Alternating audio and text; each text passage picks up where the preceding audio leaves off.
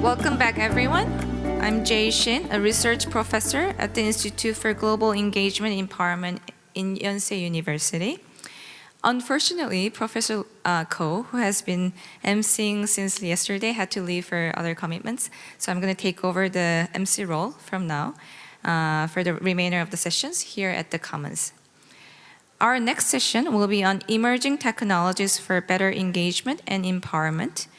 And the session will be moderated by Professor Ki-hyun Lee, an associate professor at Yonsei's Underwood International College and the director of the Yonsei Digital Experience Center. Professor Lee, the floor is now yours. Hello, everyone. Welcome to the featured session on emerging technologies for better engagement and empowerment on sustainable development. Today, we'll have a discussion on how emerging technologies can contribute to achieving the SDGs, Sustainable Development Goals, continuing the previous 2 years discussion on how AI can contribute to achieving the Sustainable Development Goals. This year's session will take another step forward and explore emerging technologies such as machine learning, remote sensing, and gamification technology.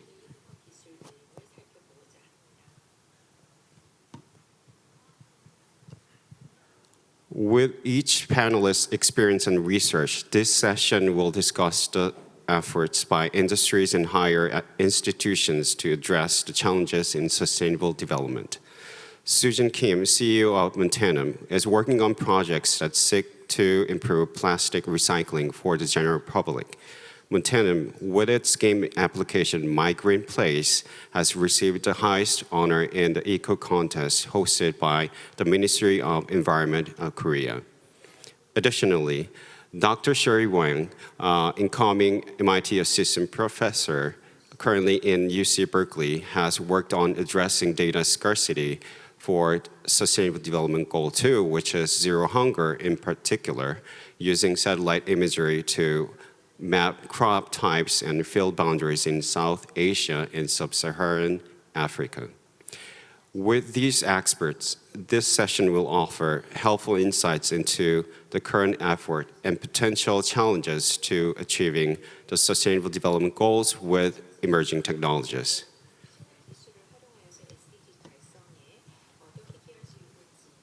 Previously, in 2021 and 2022, we had Professor David Rolnick from McGill University, Dr. Priya Danti, who was back then in CMU and now is an incoming MIT assistant professor, and Dr. Chesub Lee, who was former ITU director, and Dr. Jung-Woo Ha, who is the lead of Naver AI, were panelists. We had fruitful discussions about what we need for using AI for the Sustainable Development Goals in terms of academia, industry, and government. And this year, we expanded the scope of technology from AI to emerging technologies.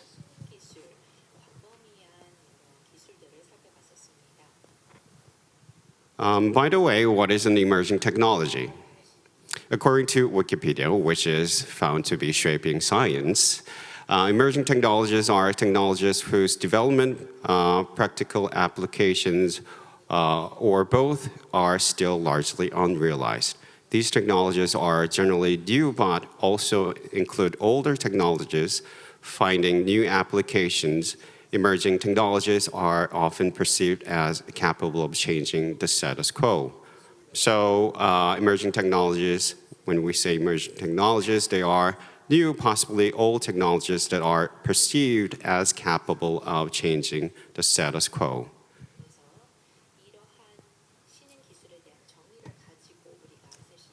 Again, let's double check what emerging technology is. I asked ChatGPT, which is my assistant, and maybe yours too, is the cutting-edge AI, and it gave me this answer. Emerging technology refers to innovative and cutting-edge developments in the field of technology that are expected to have a significant impact on various aspects of society and the economy in the near future. Emerging technologies can include fields such as artificial intelligence, biotechnology, robotics, IoT, and others. They are characterized by their rapid pace of development and potential for significant impact, both positive and negative, on society and the way we live. And also I asked, is game an emerging technology, to ChatGPT because it may not seem emerging technology, right? ChatGPT also gave me this answer. Games, including video games, have been around for several decades, are not typically considered as an emerging technology. However, the way in which games are developed and played has evolved significantly in recent years, making them an increasingly important part of many industries and aspects of society, which means that it has a social impact, which means also it can be an emerging technology based on the definition that we have seen in Wikipedia. In this session, we'll see what emerging technologies can push people to engage in and empower achieving sustainable development goals more and better, and how we can do that with emerging technologies. And I also asked this to ChatGPT, and it gave me a list of technologies such as AI, machine learning, IoT, blockchain technology, and so on. Definitely, machine learning is a part of emerging technologies. Again, how can we make people more and better engaged and empower achieving sustainable development goals using emerging technologies? This question is the main question of this session. And I also asked this question to ChatGPT. And before ChatGPT, I also used something called text-to-image AI to generate this kind of icon using iconic. And this is possible these days too, this is also emerging technology.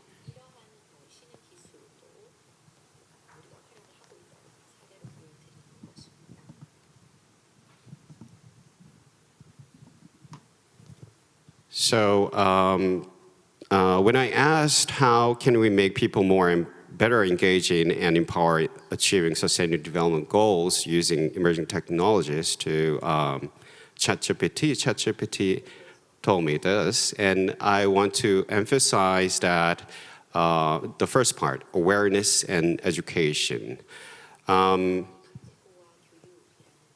I also have made some board games to let people recognize climate change issues and improve lifestyle with my colleagues and students. And I also used machine learning to assess if university presidents' speeches aligning with SDGs and presented it in the last GEEF.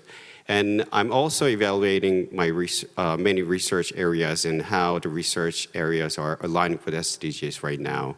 So I do think machine learning and games are important emerging technologies to our engagement and empowerment on sustainable development. Now I would like to call Dr. Sherry Wang, who is waiting for her presentation right now, to introduce herself more and present her works on monitoring the SDGs via remote sensing and machine learning. Please welcome Dr. Sherry Wang with big hands.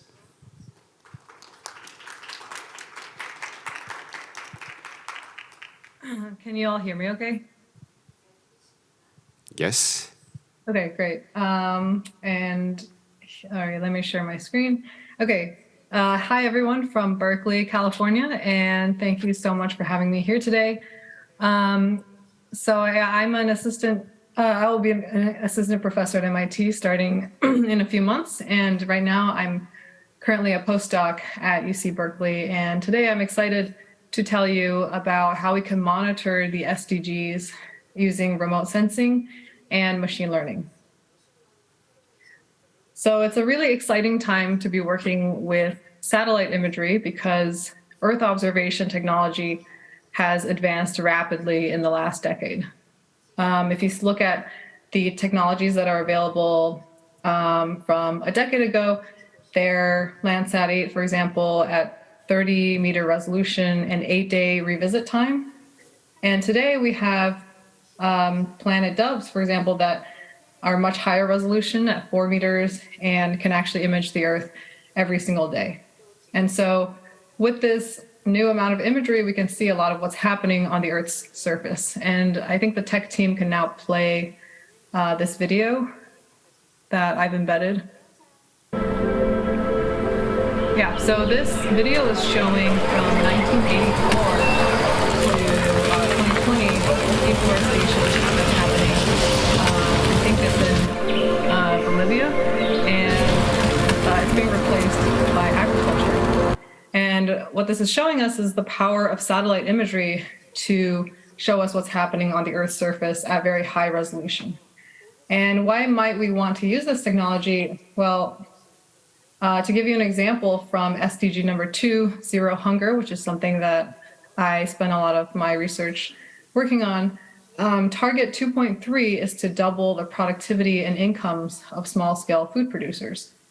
But it's hard to double something when you don't know what the current values are and how quickly they're progressing over time. To give you an idea of the state of the data, this is from a couple of years ago, but it's roughly still true today. The income of small-scale food producers, we just don't have data about it in most of the world. And similar with productivity, especially at a higher resolution than the national level. So without this kind of data, it's very hard to track our progress toward the SDGs by 2030. And the reason that it's so hard to obtain data about a lot of these important targets and indicators is because fundamentally measuring progress through surveys is expensive and it's quite difficult. So surveys are the traditional way to measure progress. They require a statistical capacity in the countries where you conduct surveys. They're expensive, they take a lot of time, and they can lack spatial detail. And because they're so expensive, they may not be updated very frequently. And because they might be quite coarse and not updated very often, we can't answer questions about why some policies or some technologies are successful while other ones are not. And so that makes it hard to pick the right ones, again, toward achieving the SDGs. So here is an example using GDP, which is one of the most basic economic indicators. This is showing on the right the availability of GDP data at a subnational level, so finer grained than at a country scale. And you can see how for the, again, vast majority of the world, with the exception of high income regions like European countries, parts of the US, we really don't have subnational data about GDP, the most basic economic indicator. So the reason that I'm so excited to work with satellite imagery is because it can sense a lot of things about what's happening on the Earth's surface, both natural and man-made. And it can tell us about things like economic activity, natural disasters, illegal activities like illegal fishing, and they can help us fill gaps that can then track our progress toward the SDGs. And the reason that satellite imagery is so appealing, especially in contrast to surveys, is because they are global, because these satellites are circling the entire globe and getting images of our entire planet every day now. They are low in marginal cost, which means when you send a satellite up there, of course, the mission itself can be expensive, but once it's up there, each additional image is quite cheap to obtain. And then it's high in spatial and temporal resolution. At the same time that we've had more and more satellites launched into space that take pictures of our planet, we also see in the last decade this huge improvement in our ability to process what's in the imagery using machine learning. And most of this progress has really come from deep learning advances that allow us to process unstructured data like image data. And you can see that in this plot on the bottom right, which shows how the accuracy in classifying ImageNet, which is a canonical machine learning computer vision data set, how that performance has improved rapidly from a decade ago to today. So, okay, does that mean that we've then solved the problem of figuring out everything that's happening on the Earth's surface if we just combine machine learning and satellite imagery and we just train these deep learning models on large sets of satellite imagery where features that we're interested in are labeled? Can we just plug it into the deep learning framework and then just solve all of our problems? Well, it's not so simple. And I'll give you an example from a data set called the Functional Map of the World dataset. And this one labels points of interest on the Earth in very high resolution data, such as airports, construction sites, crop fields. And at first it looks like, okay, you can definitely train a model to predict these things from the imagery. But if you look at where the images are actually coming from, you'll see that there are a lot more images coming from, again, very high income regions of the world like Europe.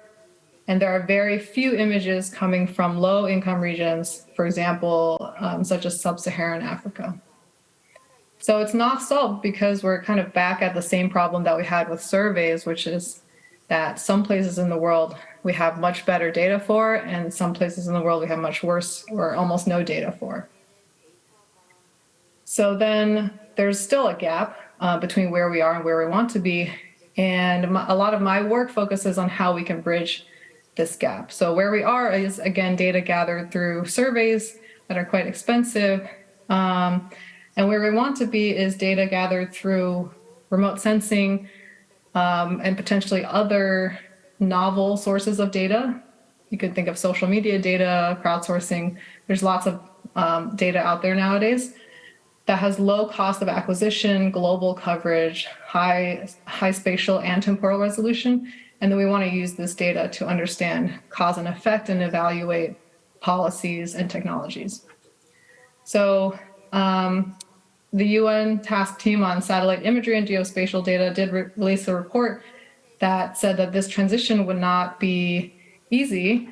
And the way I view it is there are at least 3 pieces that need to fall into place before we can get to where we want to be with these emerging technologies. And the first piece is developing algorithms that can work in these settings where we don't have a lot of ground truth labels to train machine learning models. So developing algorithms that work in these constrained settings. You can imagine also developing algorithms that leverage the unique characteristics of satellite imagery, and also developing benchmarks for the machine learning community, which I'll talk about later on in the presentation, because that allows researchers in machine learning who may not be familiar with sustainable development to apply their algorithms to data in this domain and contribute their algorithmic knowledge in a field that they otherwise, the barrier to entry might be too high. Now, with these algorithms, the next thing we want to do is develop data products. And we want these data products to be highly accurate about what's actually on the Earth's surface. And we also want them to have valid uncertainty quantification so that we can actually do science with them and know how confident we are in the conclusions. We want these data products to be worldwide, especially with an emphasis in places where we currently don't have a lot of good data for tracking the SDGs. And we also, in order to achieve these goals, we might have to explore the use of novel data. I've already mentioned satellite imagery. I've mentioned social media data, crowdsourcing. We use different modalities of sensor data, like not just imagery, but LiDAR, for example. So there's a lot of different types of data you can work with as well.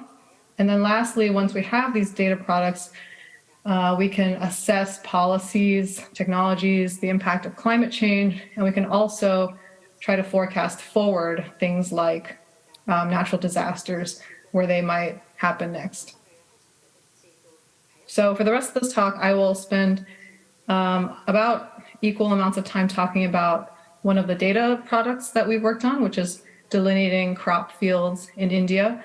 And then I'll also talk about Sustained Bench, which is a benchmark for monitoring the SDGs, and it was created in order to enable algorithmic development in the machine learning community for the SDGs in particular. So without further ado, I'll just dive into the first project, which is delineating crop fields in India from satellite imagery. And the goal there is to take these high resolution satellite images of farm areas, and then you take a deep learning model and then use that model to predict what is a crop field, also all the individual crop fields in an image. And the reason that we care about field boundaries is because fields are really the fundamental unit of agriculture and management, and they're a foundational data set that you can then use to do a lot of other things, such as provide digital agriculture services, give farmers analytics at a field level. You can use these field boundaries to create a crop type map, so what are farmers growing from year to year, as well as a yield map showing how what are the yields of their crops. People also study the relationship between field size or field shape or the field distribution and variables like productivity, biodiversity, and how pests might spread throughout an agricultural landscape. So this work focuses on field delineation across India because India is home to 125 million smallholder farmers. And so far, there is no data set of field boundaries in India, definitely not a publicly available one. And so our goal is to provide this publicly available countrywide data set. So what's the usual approach for field delineation? Well, usually you take satellite imagery, and then you would take a label of every single field in the satellite image, and then you would train some kind of neural network in order to predict the label from the image. And the exact technical details, such as the architecture of the neural network, are not important. People have tried, or not important for the purpose of this talk. People have tried a lot of different architectures, but this is the general recipe, and it works pretty well in places like the US, France. There's been work in South Africa and Australia, but that really relies on all of these ingredients being available. And the challenge in developing countries, including India, is that there are really no field boundary data sets for training your model. So the labels here that people often use an existing government data set in France, for example, to generate don't exist in India. And we also don't have satellite imagery, historically at least. We haven't had satellite imagery that's high enough resolution to even see the smallholder fields in India. So without these two ingredients, it's been hard to make progress on this. And so in this work, we're going to try to overcome these challenges to do this for the first time. And before I go further, I'm going to be talking about some metrics in the next few slides. And so I just want to quickly talk about what those mean. So the evaluation metrics for field delineation I'm going to mention are the Matthews correlation coefficient, which is telling you how well you're doing at an individual pixel level of identifying what's inside of a crop field and what's not inside of a crop field. And then the other one is intersection over union, which is evaluating the actual instances of fields that we identify, how well we did at identifying them compared to some ground truth. So IOU is the area of overlap between what we predict and what the ground truth field is, divided by the union of those two things. And for both the MCC and the IOU, the closer we are to the number one, the better the performance is. All right, so I mentioned that the first challenge of field delineation in India is that the previous imagery is too low resolution. And so the previous imagery that has been used in the literature is mostly Landsat and Sentinel imagery. And you can see very clearly what fields look like in using this imagery in places like South Africa, where the fields are very large. And previous work has delineated fields successfully in South Africa with a high MCC. Now in France, the fields are smaller than in South Africa, but you can still see them, especially in Sentinel-2 imagery. And previous work has also successfully delineated fields in France, although you can see that performance is a bit lower because with the smaller fields are just harder to delineate. So in India, if you look at just Landsat and Sentinel imagery, you basically can't make out individual fields at all. It's just too low resolution. The fields are too small. So our solution is to use some of the newly available high-resolution satellite imagery that's come online in the last few years. And in particular, the two sources we're looking at are Planet imagery at 5-meter resolution and Airbus imagery at 1.5-meter resolution. And you can see, especially in the Airbus imagery, the fields are much clearer. You can actually see individual field boundaries. Now, secondly, another challenge we had to overcome was the lack of field boundary labels in South Africa and France. Prior work that was able to successfully delineate fields used either hundreds of thousands or even over millions of fields provided by the governments of these two countries. And they were able to train their neural networks to recreate basically these field boundaries using these existing very large data sets. But in India, we don't have an equivalent data set. So we have to come up with a solution in this setting.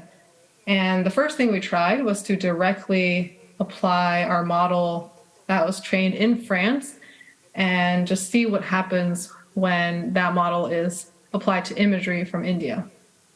So this is just showing places in France where we sampled satellite images and created corresponding field boundary labels, and we're going to train a model on this data. And when we do that, the relevant number here is 0.74 IOU. So that is a pretty good IOU, but of course it's not perfect. But that tells us that even though fields in France and fields in India look quite different, there is still enough commonality in things like fields looking like rectangles or other features.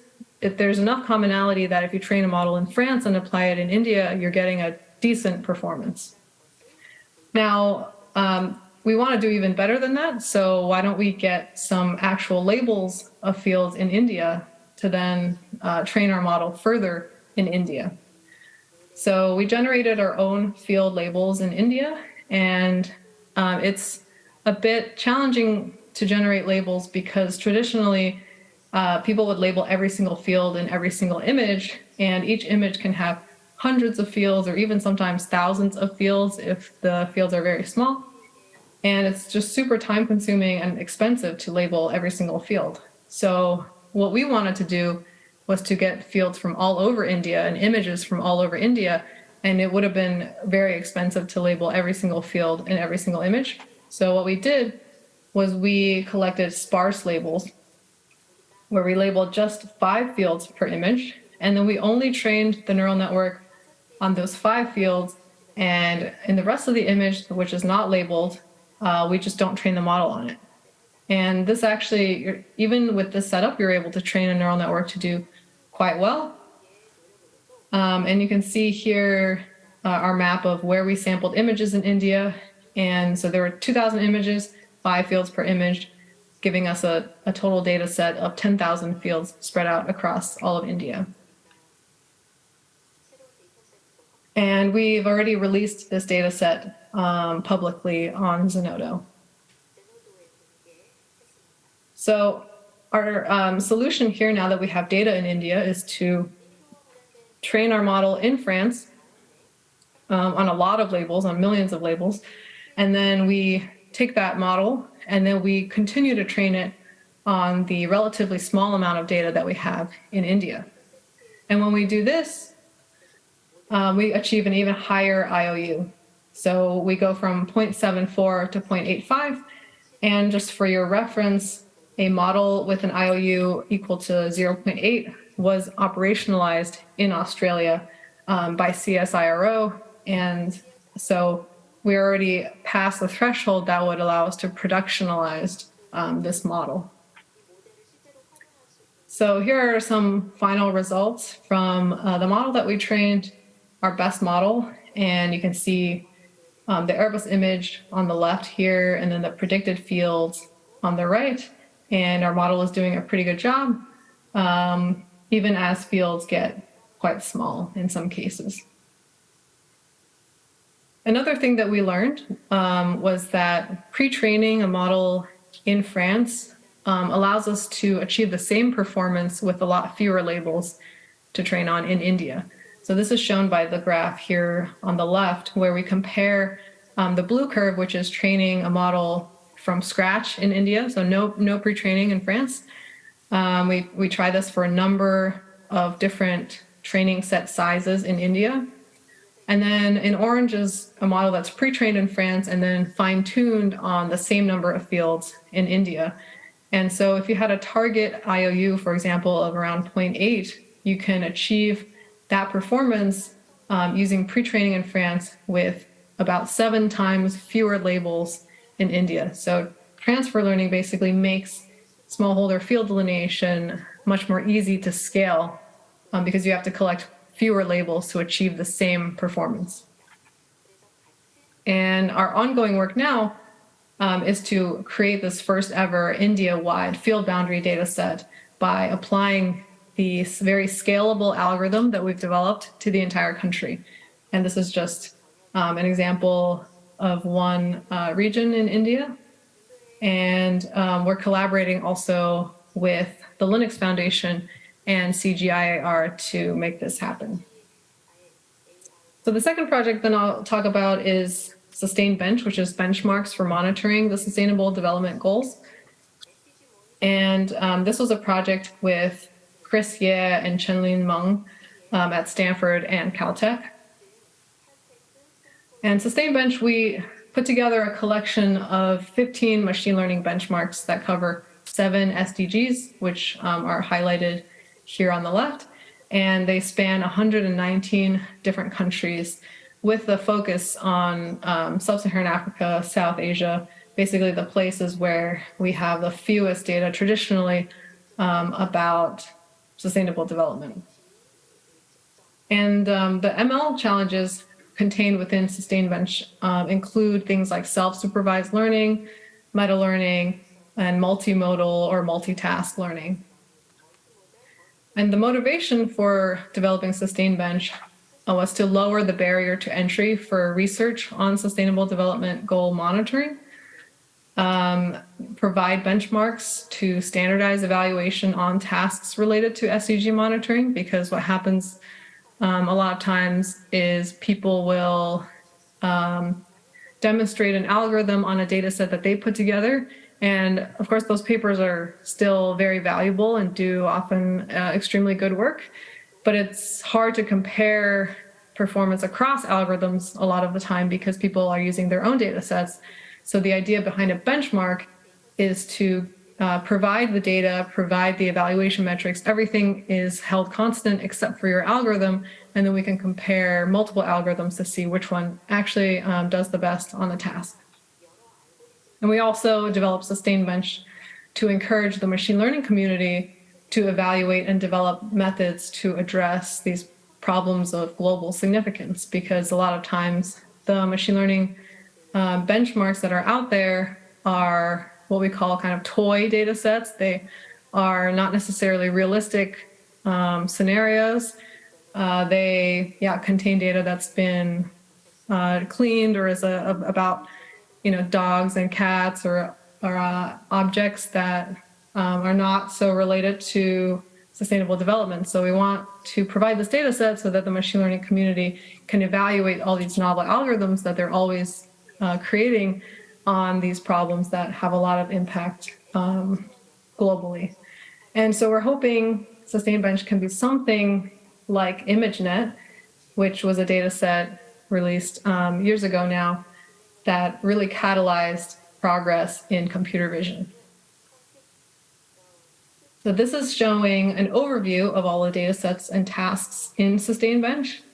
As I mentioned, it covers 7 different SDGs, and they're highlighted here on the right and also at the top here. And then I'll just go through each of these in turn and explain a little bit what the data sets look like.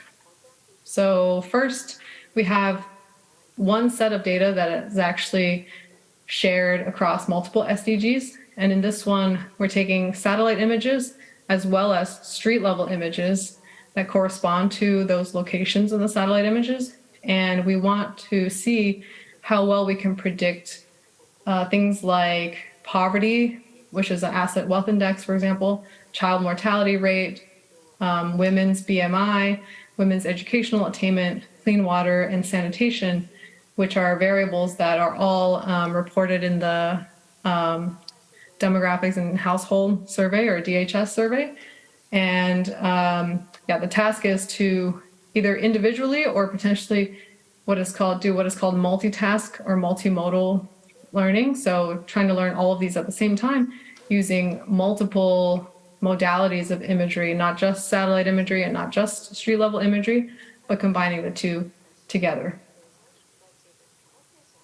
The second SDG, or the second set of data sets that we cover, are for SDG number 2, Zero Hunger, and they include tasks like cropland mapping, crop type mapping, as well as crop yield prediction and field delineation, which is, of course, is related to what I just talked about.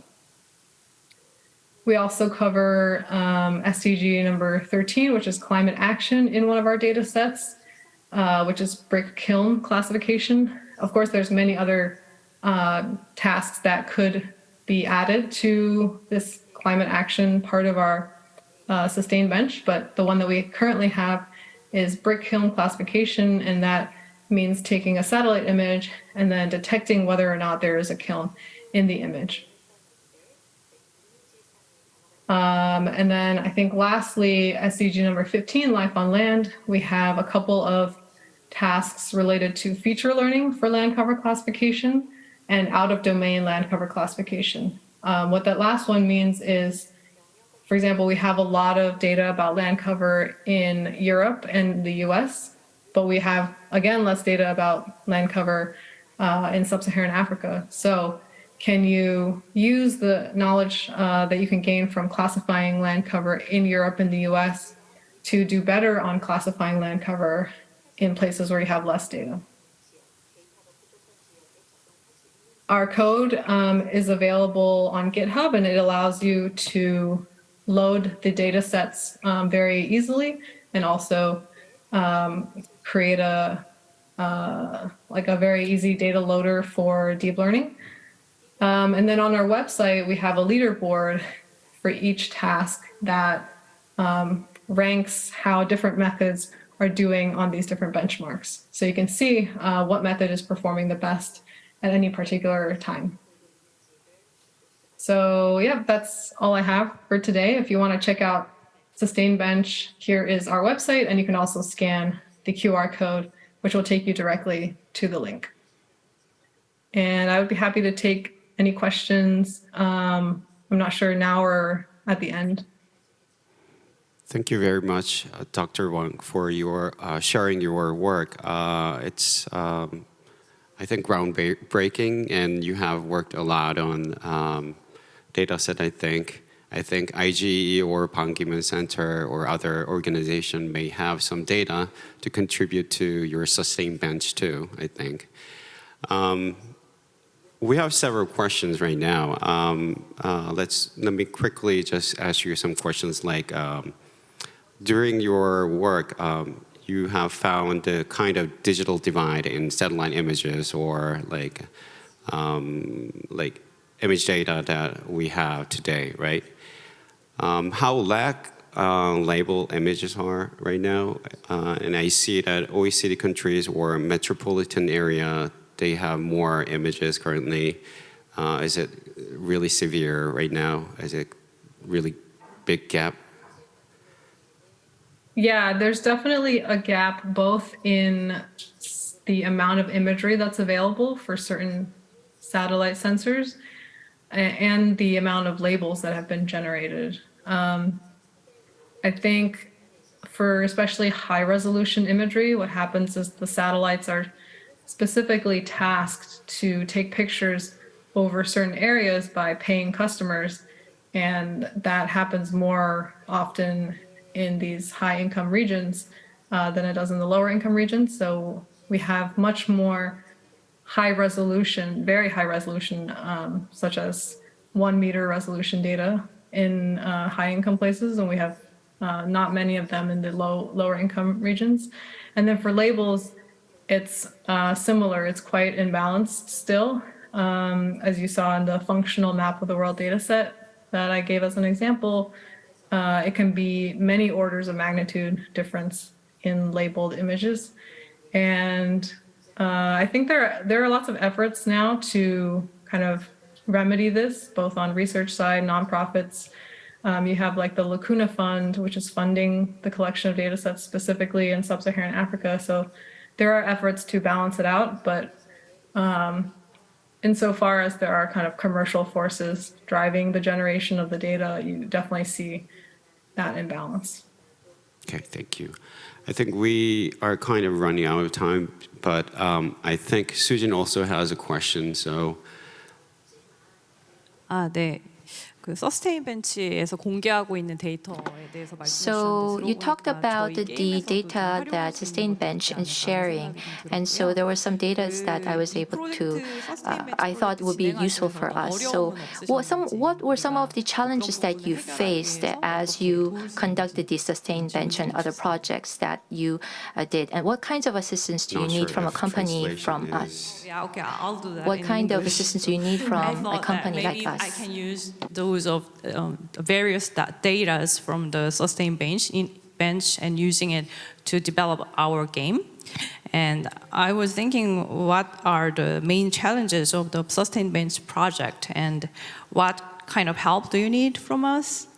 That was my question. Yeah, I think the challenges for Sustain Bench are the same as the challenges of doing kind of research in this area in general, which is the ability to collect ground truth data, to label imagery is still, it's very expensive to collect the ground truth. So if you remember, I mentioned the demographic household survey as one main source of data, and that's really one of the surveys that's been conducted around the world that's really driven research forward in this area. But we really need more surveys or other ways of kind of collecting data at scale. So maybe gamifying the data collection process or incentivizing users from around the world. You know, everybody has a smartphone nowadays. More and more people have smartphones. Can you incentivize them to go and collect data about something really meaningful? Just on their phone, can you reward them for doing these types of activities that actually would allow researchers to understand, what's going on and scale up algorithms using satellite imagery. So I think that's one area that I think could be really helpful for one of our main challenges, which is again this lack of ground truth to train our models. okay, thank you. So far, we've seen how machine learning can help monitor the Sustainable Development Goals effectively and efficiently. And we now know we need to work together to build data sets and to solve this problem for our common future. At this time, I'd like to move on to the games. And so again, thank you, Dr. Sherry Won, for your presentation. And Sujin, would you please introduce yourself and present your work? Please welcome Sujin Kim, the CEO of Montanum with big hands.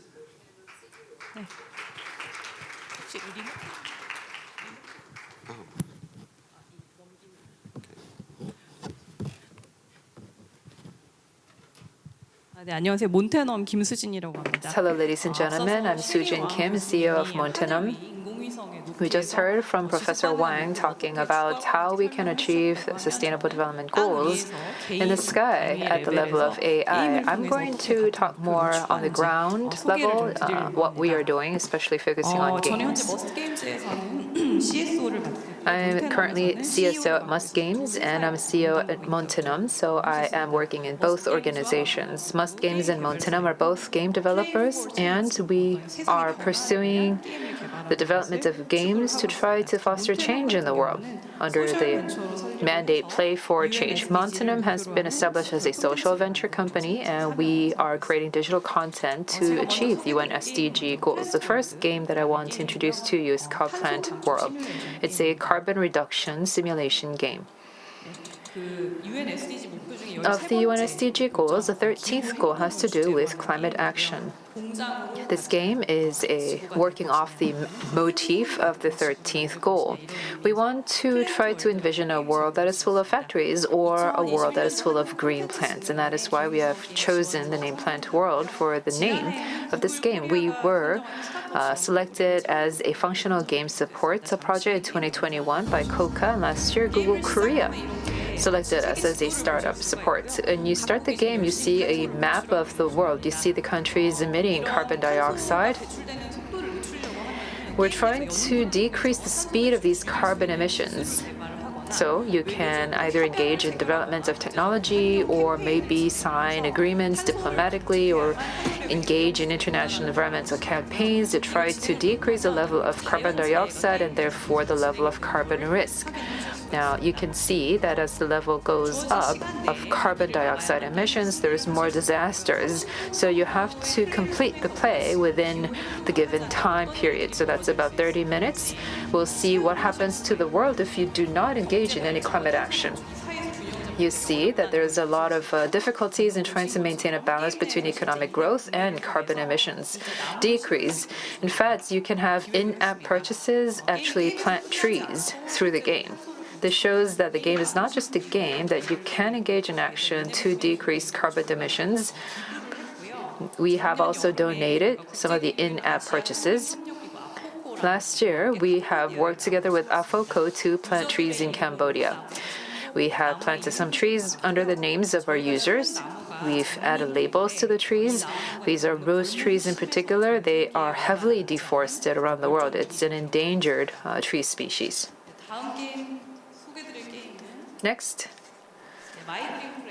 game is My Green Place. This is something that impacts the 12th goal under the SDGs, responsible consumption and production. It's based on plastic recycling. I'm sure if you see industrial goods, you would see barcodes next to the product. On the game, you can scan the barcode and the game will tell you how best to recycle the product.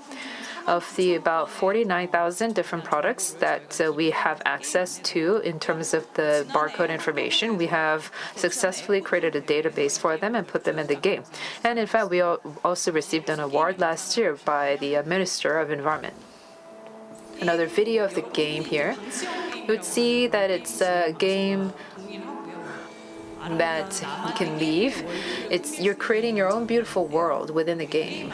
You're letting it grow on its own. Lots of plants and animals and nature that you can display throughout. Create your world. And to do so, what you need are barcode points. Now you have to actually scan the barcode to get these points. By scanning the barcode, you can identify how best to recycle the product, and you can also see what kind of eco-certification the product has received, what kind of awards that the product has won for eco-friendliness. You can see how many products you've scanned. You can check that on the diagram on the game, and you can gather all the points to create and expand your world. You can also solve OX quizzes and gain a lot of knowledge. Typically, in other games, you would see that in the scanning process, you can gain that fun, that level of fun from getting points and etc. We made a cartoon of the game. You'd see by scanning the barcode. We kept testing the barcode. And because we had to keep testing the barcode, we had a lot of disposable trash in our offices. And when we had guests from the outside, they would come in and see all these like disposable trash and products on the floor because we had to scan the barcodes of them. And they would be surprised. And we had to explain to them that we did so because we had to scan the barcodes. No, that was a pretty unique experience for us. That's not typically what you go through when developing games. With this game, we have engaged in forestation projects in Kazakhstan. Under this game, it's called World Trees, and we planted the trees under the name of the first user who reached level 100. And we worked together with Paul Save Earth. It's a startup for forestation. And at the time, there were many tree names that were given by the users about LG Team Lotte Giants Go because it was baseball season at the time in Korea. These two games that I just introduced can be downloaded on the Apple Store or the Google App Store. Next, the third game that I want to introduce to you is Non-Fungible Animals. This is currently under development.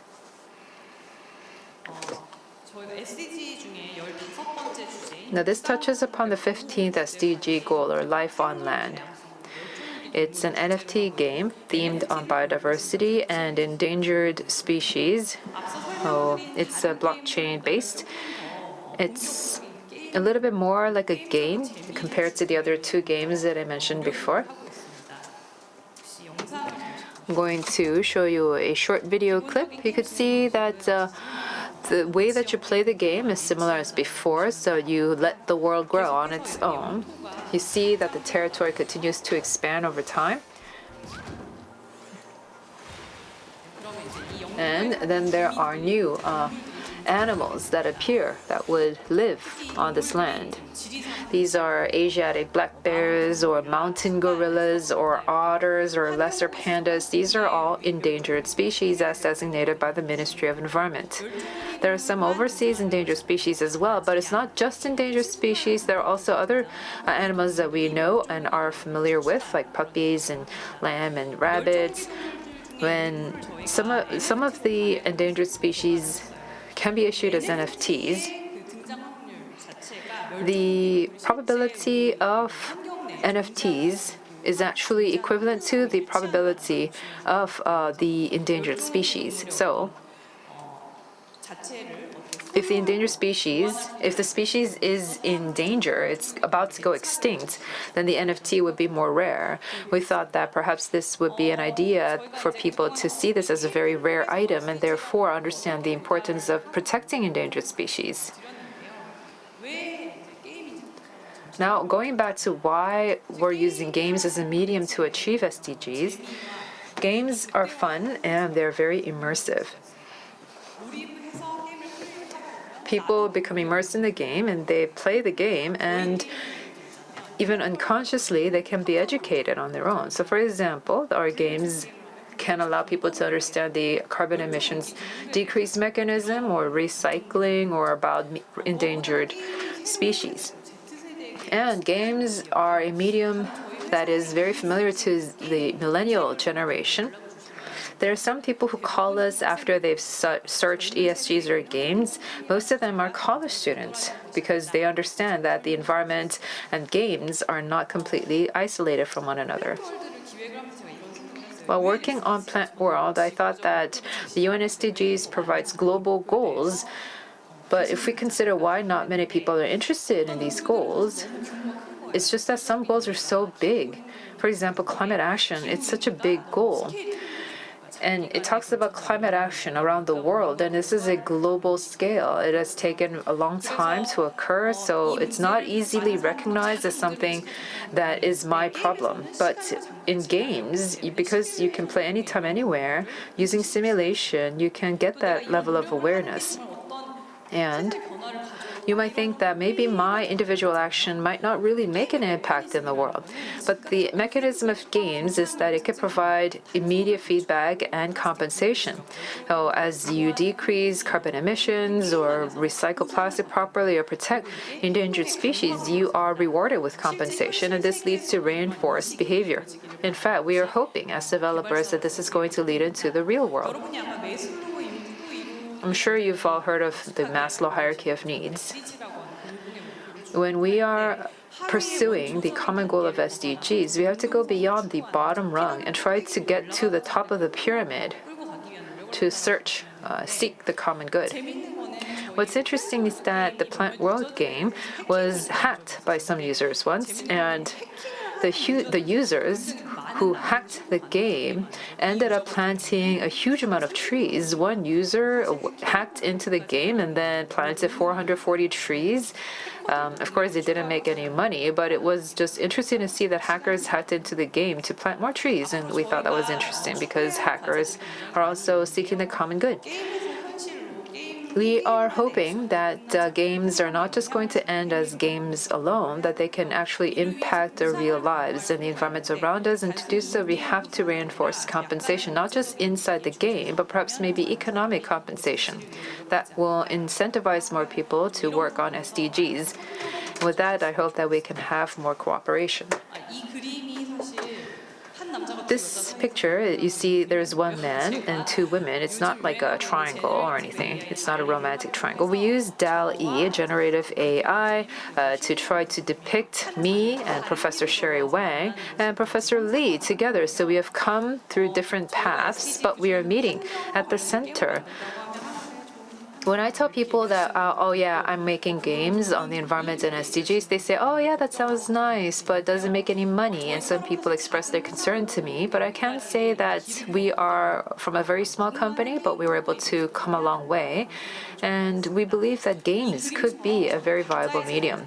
So as you can see on this photo, if we continue to focus on what we're doing best right now, we can continue to move forward and meet other like-minded people. And we can continue to push forward and continue to meet with like-minded partners. And I hope we can do more of that going forward. Thank you. Thank you very much for your valuable work and interesting drawing too. Because we have no time, maybe, so I want to ask Sherry and Sujin for the last, I would say, concluding remarks that you want to make. You can ask for help, you can say something, suggestions, anything would be welcomed. Sujin, you want to go first? 저희 게임과 관련해서 제가 연세대 교수님들에게 좀 요청을 드리자면 To ask the professors of Yonsei, the plastic recycling game and the other games that I mentioned before, if we can maybe deploy it in the university campus and maybe issue a campaign for students or maybe try to motivate students to try to work on achieving SDGs, I thought that would be an interesting project. What do you think? Yes, that's a great idea. Sherry, are you there? Yeah, I think I would underscore the importance of having data to track SDGs as a very important part of being able to achieve them, and thinking about novel ways to collect that data, especially now that everybody has, smartphones and social media and these sorts of sources, or maybe cheap sensors on the ground that you can put into agricultural fields. So if anyone has ideas or data sets like this and would like to collaborate, I would love to hear from them. Thanks. Thank you very much. Thank you for your participation, and I hope to see you in the next GEEF. Okay.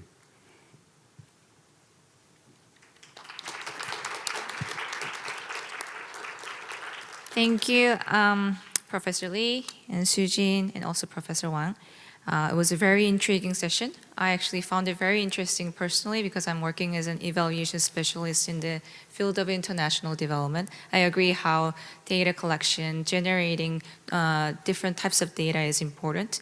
And it was interesting how people can change their awareness as well as behavior with the mechanism of games. So thank you again. We'll have another 15-minute break until the next session, and the next section will be on sustainable growth through social innovations. So please keep tuned. Thank you.